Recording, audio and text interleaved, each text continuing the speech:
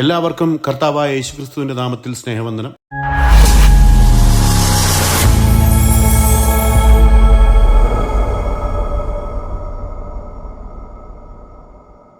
ഇന്ന് നാം വായനയ്ക്കും ചിന്തയ്ക്കുമായി എടുക്കുന്ന വേദഭാഗം വിശുദ്ധ മത്തായി എഴുതിയ സുവിശേഷം 26-ാം അധ്യായം 14 മുതൽ 25 വരെയുള്ള വാക്യങ്ങളാണ്. 1 മുതൽ 13 വരെയുള്ള വാക്യങ്ങളിൽ യേശുക്രിസ്തു തന്റെ ക്രൂശുമരണം പെസഹ പെരുന്നാളിൽ തന്നെ നിശ്ചയിക്കപ്പെട്ടതാണ് എന്ന് ശിഷ്യന്മാരോട് വ്യക്തമാക്കിയെന്നും മഹാപുരോഹിതന്മാരും മൂപ്പന്മാരും കയ്യഫായുടെ മണ്ഡപത്തിൽ ഒത്തുകൂടി യേശുക്രിസ്തുവിനെ രഹസ്യമായി പിടികൂടി കൊല്ലാൻ ആലോചിച്ചെങ്കിലും ദൈവഹിത പ്രകാരം തന്നെ യേശു കർത്താവ് പെസഹ നാളിൽ ബലിയർപ്പിക്കപ്പെട്ടു എന്നും ബെഥാനിയായിൽ ശിമയോന്റെ വീട്ടിൽ ലാസറിന്റെ സഹോദരി മറിയം വിലയേറിയ സുഗന്ധ തൈലം യേശുവിന്റെ തലയിൽ ഒഴിച്ചുവെന്നും ഇത് കർത്താവിന്റെ ശവസംസ്കാരത്തിനുള്ള അർപ്പണമായി കർത്താവ് വിലയിരുത്തി എന്നും നാം വായിച്ചു. കർത്താവ് ഇതിനെ ആരാധനയായി അംഗീകരിച്ചു എന്നും യൂദാസ് ഇസ്കരിയാത്താവും ചില ശിഷ്യന്മാരും ഇതിനെ പാഴ്ചിലവായി കണ്ടുവെങ്കിലും കർത്താവ് ഇതിനെ ആരാധനയായി അംഗീകരിച്ചു എന്നും ഈ സംഭവത്തെ ലോകമെമ്പാടും സുവിശേഷത്തോടൊപ്പം സ്മരിക്കുമെന്നും യേശു കർത്താവ് പ്രവചിച്ചു എന്നും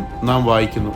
14 മുതൽ 16 വരെയുള്ള വാക്യങ്ങളിൽ അന്ന് പന്തിരുവരിൽ ഒരുവനായ യൂദാ ഇസ്കരിയാത്താവ് മഹാപുരോഹിതന്മാരുടെ അടുക്കൽ വന്ന്, നിങ്ങൾ എന്ത് തരും, ഞാൻ അവനെ കാണിച്ചു തരാം എന്ന് പറഞ്ഞു. അവർ അവന് 30 വെള്ളിക്കാശ് തൂക്കിക്കൊടുത്തു. അന്നു മുതൽ അവനെ കാണിച്ചു കൊടുപ്പാൻ അവൻ തക്കം അന്വേഷിച്ചു പോന്നു എന്ന് നാം വായിക്കുന്നു. യഹൂദ്യയിലെ ജെറുസലേമിന് തെക്ക് സ്ഥിതി ചെയ്യുന്ന ഇസ്കരിയോത്ത് എന്ന ഗ്രാമത്തിൽ നിന്നുള്ളവനായ യൂദാസ് എന്ന ശിഷ്യന്റെ ഉള്ളിൽ സാത്താൻ പ്രവേശിച്ചു എന്ന് ലൂക്കോസിന്റെ സുവിശേഷം 22-ാം അധ്യായം 3 മുതൽ 6 വരെയുള്ള വാക്യങ്ങൾ ചേർത്ത് വായിച്ചാൽ വ്യക്തമാണ്.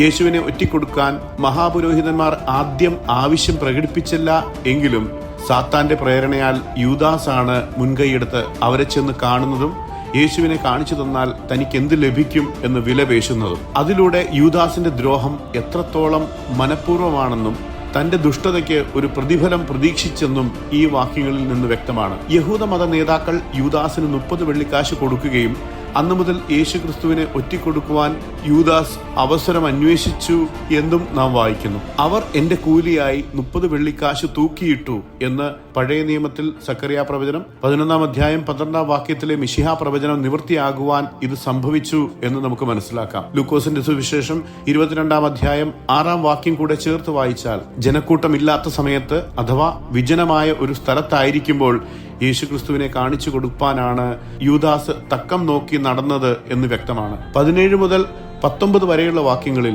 പുളിപ്പില്ലാത്ത അപ്പത്തിന്റെ 1-ാം നാളിൽ ശിഷ്യന്മാർ യേശുവിന്റെ അടുക്കൽ വന്ന്, നീ പെസഹ കഴിപ്പാൻ ഞങ്ങൾ ഒരുക്കേണ്ടത് എവിടെയെന്ന് ചോദിച്ചു. അതിന് അവൻ പറഞ്ഞത്, നിങ്ങൾ നഗരത്തിൽ ഇന്നവന്റെ അടുക്കൽ ചെന്ന്, എന്റെ സമയം അടുത്തിരിക്കുന്നു, ഞാൻ എന്റെ ശിഷ്യരുമായി നിന്റെ അടുക്കൽ പെസഹ കഴിക്കും എന്ന് ഗുരു പറയുന്നു എന്ന് പറവിൻ. ശിഷ്യന്മാർ യേശു കൽപ്പിച്ചതുപോലെ ചെയ്ത് പെസഹ ഒരുക്കി എന്ന് നാം വായിക്കുന്നു. യഹൂദർക്ക് പുളിപ്പില്ലാത്ത അപ്പത്തിന്റെ പെരുന്നാൾ 7 ദിവസത്തേക്ക് ഉള്ളതായിരുന്നു.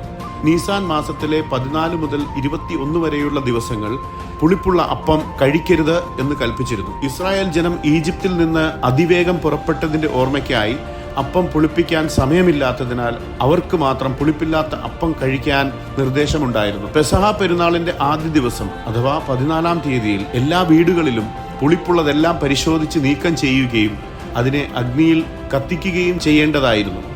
പെസഹ കുഞ്ഞാടിനെ ഉച്ചയ്ക്ക് ശേഷം ദേവാലയത്തിൽ അറുക്കുകയും ഭക്ഷിക്കേണ്ടതുമായിരുന്നു എന്ന് ആവർത്തന പുസ്തകം 16-ാം അധ്യായം 5 മുതൽ 7 വരെയുള്ള വാക്യങ്ങളിൽ നിന്ന് വ്യക്തമാണ്. ഈ നിർബന്ധിത ആചാരങ്ങൾ പാലിക്കാത്തവരെ കുറ്റക്കാരായി കണക്കാക്കി ശിക്ഷിച്ചിരുന്നു. ക്രിസ്തുവിന്റെ ശിഷ്യന്മാർ, പ്രത്യേകിച്ച് പത്രോസും യോഹന്നാനും, യേശുവിന്റെ നിർദ്ദേശപ്രകാരം പെസഹ ഒരുക്കാൻ ഒരിടം അന്വേഷിച്ചു എന്ന് ലൂക്കോസിന്റെ സുവിശേഷം 22-ാം അധ്യായം 8-ാം വാക്യത്തിൽ വ്യക്തമാണ്. പെസഹ ഭക്ഷണം യെരുശലേമിൽ വെച്ച് ആചരിക്കേണ്ടതായിരുന്നു. മർക്കോസിന്റെ സുവിശേഷം 14-ാം അധ്യായം 13 മുതൽ 14 വരെയുള്ള വേദഭാഗങ്ങളും ലൂക്കോസ് 22-ാം അധ്യായം 10 മുതൽ 11 വരെയുള്ള വേദഭാഗങ്ങളും ചേർത്ത് വായിച്ചാൽ യേശു ശിഷ്യന്മാരിൽ പത്രോസിനെയും യോഹന്നാനെയും ജെറുസലേം നഗരത്തിലേക്ക് അയച്ചുവെന്നും നഗരത്തിൽ ചെല്ലുമ്പോൾ ഒരു കുടം വെള്ളം ചുമന്നുകൊണ്ടുവരുന്ന ഒരു മനുഷ്യൻ നിങ്ങൾക്ക് എതിരെ വരുമെന്നും അവന്റെ പിന്നാലെ ചെന്ന് അവൻ കടക്കുന്ന വീട്ടിലേക്ക് പ്രവേശിച്ച് വീട്ടുടയവനോട്, ഞാൻ എൻ്റെ ശിഷ്യന്മാരുമായി പെസഹ കഴിപ്പാനുള്ള ശാല എവിടെയാണ് എന്ന് ഗുരു ചോദിക്കുന്നു എന്ന് പറവിൻ എന്ന് നിർദ്ദേശം നൽകിയതായി നാം വായിക്കുന്നു. ഭാവിയെക്കുറിച്ചുള്ള നമ്മുടെ കർത്താവിന്റെ സമ്പൂർണ്ണ ജ്ഞാനത്തിന്റെ വളരെ പ്രധാനപ്പെട്ട ഒരു തെളിവാണിത്. ശിഷ്യന്മാർ യെരുശലേമിൽ പ്രവേശിക്കുന്ന സമയത്ത് അത്തരമൊരു വീട്ടിൽ നിന്നുള്ള അത്തരമൊരു മനുഷ്യൻ കയ്യിലൊരു കുടവുമായി മടങ്ങി വരുമെന്ന് കർത്താവിന് മുൻകൂട്ടി അറിയാമായിരുന്നു. അങ്ങനെ അവർ ആ വ്യക്തിയെ കാണുകയും അവൻ എവിടേക്ക് പോയി എന്ന് കണ്ട് അവനെ അനുഗമിക്കുകയും ഏത് വീട്ടിലാണോ ആ വ്യക്തി പ്രവേശിച്ചത് ആ വീട്ടിൽ പെസഹ ഒരുക്കണമെന്ന് ആവശ്യപ്പെട്ടപ്പോൾ ആ വീട്ടുടമസ്ഥൻ സമ്മതിക്കുകയും ചെയ്യും എന്നത് കർത്താവിൻ്റെ ജ്ഞാനത്തിൽ അറിയാമായിരുന്നു എന്നും ക്രിസ്തുവിന്റെ സർവ്വജ്ഞാനത്തിന്റെ മറ്റൊരു തെളിവായിരുന്നു ഇത് എന്നും മനസ്സിലാക്കാം. 21 മുതൽ 25 വരെയുള്ള വാക്യങ്ങളിൽ അവർ ഭക്ഷിക്കുമ്പോൾ അവൻ, നിങ്ങളിൽ ഒരുവൻ എന്നെ കാണിച്ചു കൊടുക്കും എന്ന് ഞാൻ സത്യമായിട്ട് നിങ്ങളോട് പറയുന്നു എന്ന് പറഞ്ഞു. അപ്പോൾ അവർ അത്യന്തം ദുഃഖിച്ചു. ഞാനോ കർത്താവേ എന്ന് ഓരോരുത്തൻ പറഞ്ഞു തുടങ്ങി. അവൻ ഉത്തരം പറഞ്ഞത്, എന്നോടുകൂടെ കൈ താരത്തിൽ മുക്കുന്നവൻ തന്നെ എന്നെ കാണിച്ചു കൊടുക്കും. തന്നെക്കുറിച്ച് എഴുതിയിരിക്കുന്നത് പോലെ മനുഷ്യപുത്രൻ പോകുന്നു സത്യം. മനുഷ്യപുത്രനെ കാണിച്ചു കൊടുക്കുന്ന മനുഷ്യനോ, ഹാ കഷ്ടം, ആ മനുഷ്യൻ ജനിക്കാതിരുന്നുവെങ്കിൽ അവന് കൊള്ളായിരുന്നു. എന്നാറെ അവനെ കാണിച്ചു കൊടുക്കുന്ന യൂദ, ഞാനോ റബ്ബി എന്ന് പറഞ്ഞതിന് നീ തന്നെ എന്ന് അവൻ പറഞ്ഞു എന്ന് നാം കാണുന്നു. സങ്കീർത്തനങ്ങൾ 41 അധ്യായം 9 വാക്യത്തിൽ, ഞാൻ വിശ്വസിച്ചവനും എൻ്റെ അപ്പം തിന്നവനുമായ എൻ്റെ പ്രാണസ്നേഹിതൻ പോലും എൻ്റെ നേരെ കുതികാൽ ഉയർത്തിയിരിക്കുന്നു എന്ന മിശിഹ പ്രവചനം പൂർത്തിയാവാൻ സ്വന്തം ശിഷ്യൻ കർത്താവിനെ കാണിച്ചു കൊടുക്കും എന്ന് കർത്താവ് ഇവിടെ പ്രവചിക്കുന്നു.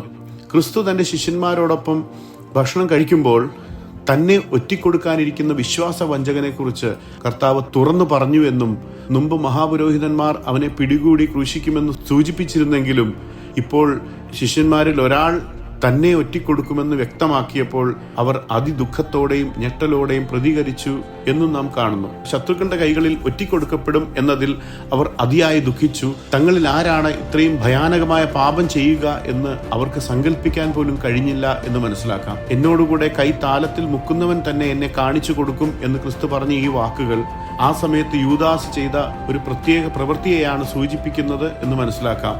കാരണം അവർ 13 പേർ ഉണ്ടായിരുന്നതിനാൽ കർത്താവിൻ്റെ അടുത്തിരുന്ന് ആർക്കാണ് അങ്ങനെ കൈമുക്കാൻ കഴിയുക, അവനായിരിക്കും തന്നെ വഞ്ചിക്കുന്നവൻ എന്ന് കർത്താവ് വ്യക്തമാക്കുന്നു. ലൂക്കോസ് 22 അധ്യായം 22 വാക്യം കൂടെ ചേർത്ത് വായിച്ചാൽ, നിർണയിച്ചിരിക്കുന്നത് പോലെ തന്നെ തനിക്ക് കഷ്ടതകളും ക്രൂശുമരണവും മുഖാന്തരം തൻ്റെ ജനത്തിന്റെ പാപങ്ങൾക്ക് വേണ്ടി പരിഹാരമായ ശേഷം പിതാവിന്റെ അടുക്കിലേക്ക് കടന്നു പോകുമെന്നും എന്നാൽ തന്നെ ഒറ്റിക്കൊടുക്കുന്ന മനുഷ്യന് അയ്യോ കഷ്ടം എന്നും കർത്താവ് പറയുന്നു എന്ന് വ്യക്തമാണ്. ആ മനുഷ്യൻ ജനിക്കാതിരുന്നെങ്കിൽ അവന് നല്ലതായിരുന്നു എന്ന പ്രയോഗത്തിൽ നിന്ന് നിത്യനാശത്താൽ ശിക്ഷിക്കപ്പെടുന്നതിനേക്കാൾ ഒരു അസ്തിത്വവും ഇല്ലാതിരിക്കുന്നതാണ് നല്ലത് എന്ന് കർത്താവ് യൂദാസിന്റെ ഭയാനകമായ അവസ്ഥ സൂചിപ്പിക്കുന്നു. മറ്റു ശിഷ്യന്മാർ ചോദിച്ചതിന് പിന്നാലെ യൂദാസും, ഗുരു അത് ഞാനാണോ എന്ന് ചോദിച്ചപ്പോൾ ക്രിസ്തു ഇത് സ്ഥിരീകരിച്ച് നീ തന്നെ എന്ന് മറുപടി നൽകി എന്ന് നാം വായിക്കുന്നു. എന്താണ് താൻ യഹൂദ നേതാക്കളുമായി ഉടമ്പടി ചെയ്തതെന്നും താൻ എന്താണ് ഇനി ചെയ്യാൻ തീരുമാനിച്ചതെന്നതിനെയും കുറിച്ച് സ്വയം ബോധവാനായിരുന്നിട്ടും താൻ തന്നെയാണ് ആ മനുഷ്യൻ എന്ന് കർത്താവ് ചൂണ്ടിക്കാണിച്ചിട്ടും ആശങ്കയോ കുറ്റബോധമോ യൂദാസിന്റെ ഹൃദയത്തെ ബാധിച്ചില്ല എന്നത് സാത്താന്റെ പിടിയിലായിരിക്കുന്ന ഒരു വ്യക്തിയുടെ ഭയാനകമായ അവസ്ഥ വ്യക്തമാക്കുന്നു. ദൈവത്തിന്റെ നാമം വാഴ്ത്തപ്പെടുമാറാകട്ടെ.